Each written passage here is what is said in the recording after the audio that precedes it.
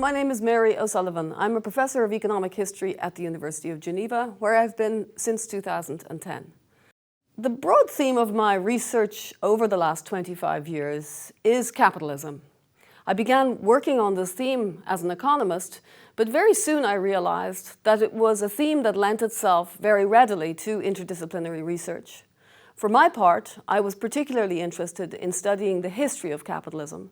So for a period of almost 15 years, I trained myself in archives, writing in history journals, to become someone who really could do historical research as well as I could do economic research. Now that I've succeeded in developing both of these disciplines as part of the work that I do, I really can't imagine operating without one of them. The idea of choosing between them is something that I wouldn't relish at all. So my work is very much interdisciplinary in everything that I do. The coronavirus pandemic and now the war in Ukraine has heightened our sense of humanity's precarity.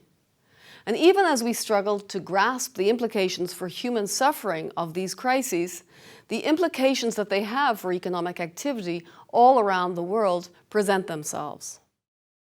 Of course, this is not the first time that the world has encountered economic and political turbulence.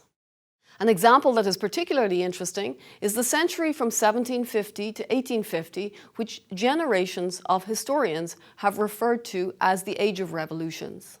Then, as now, turbulence in one place had ramifications that spread around the world, often in complex ways. Let me give you an example. Here you see a stylized example of a global textiles chain in the 1770s. One commodity that moved along such a chain at that time was the indigo dye. Produced on slave plantations in the Caribbean islands, especially in Saint-Domingue, this dye was shipped across the Atlantic for European printers who were using more and more quantities of blue to print cotton fabrics. The dye was produced by slaves exploited to work on slave plantations, and so the slave revolt in Saint-Domingue and then the Haitian Revolution led to a rupture in the indigo supply to Europe.